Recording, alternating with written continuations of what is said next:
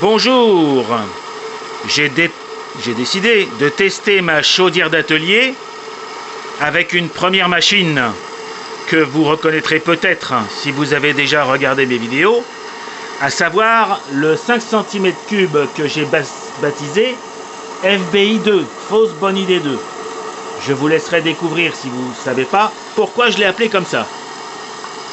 Ce que je constate, tout d'abord, c'est des petites fuites résiduelles de vapeur ici au niveau du joint. Je ne sais pas si on peut le voir. Voilà. Vous voyez, il y a des petites fuites. Bon, mais c'est pas mortel. Vous remarquerez aussi que j'ai calorifugé la vanne de vapeur et la vanne sifflet avec de la cordelette. Alors la chaleur a complètement dilaté le jouet. Ah la vache. Bon bah c'est amusant, c'est la chaleur en fait qui me le bloque.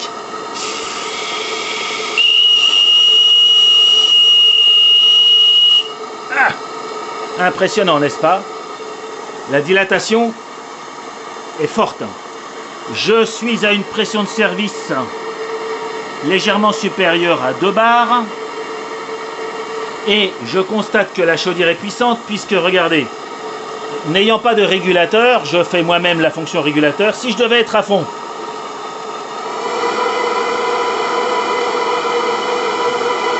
et du coup ça fait monter la pression, mais c'est pas ce que je veux, donc je redescends manuellement pour garder une pression de service d'environ 2 bars. Ça me permet, bien sûr, vanne toute ouverte, de continuer d'essayer de rôder cette machine. J'ai constaté que je savais la faire tourner relativement dans ce sens, bien qu'elle n'aille pas très vite. Je vais essayer de la basculer pour vous. Ah oui, ça veut pas. Hein. Et c'est évidemment bouillant. Donc, je vais essayer. Hop, alors si je débranche maintenant les échappements, ça va m'en mettre partout. Regardez, démonstration. Hop. Vous voyez comme elle tourne comme une patate de ce côté-là? Il faudrait que je revoie les avances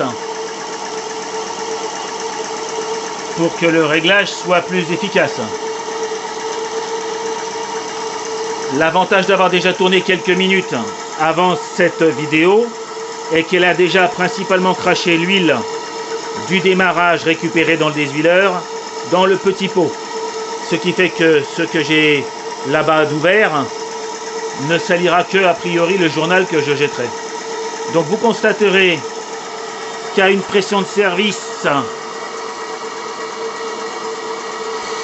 d'environ 2 bars, elle tourne comme une patate. Même si elle tourne mieux dans l'autre sens.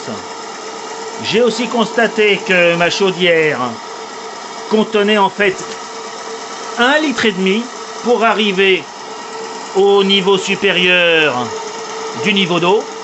Donc je vais voir combien de temps il me faut pour faire baisser ce niveau. Donc je rôde FBI 2 et je fais tourner la machine, ainsi que la chaudière. J'ai constaté aussi qu'avec le principe d'avoir mis ici un graisseur et un raccord entre guillemets universel, puisque je peux y brancher plein de machines, fait que mon ensemble dépasse, comme vous le voyez, largement la table. Bon, c'est la cuisine, je la rendrai propre à madame après mes essais. Et en attendant, écoutez, tout roule formidablement. Voilà. Et dehors, il a l'air de faire un beau ciel bleu. Je ferais mieux d'être dehors. Bon, c'est comme ça. Voilà.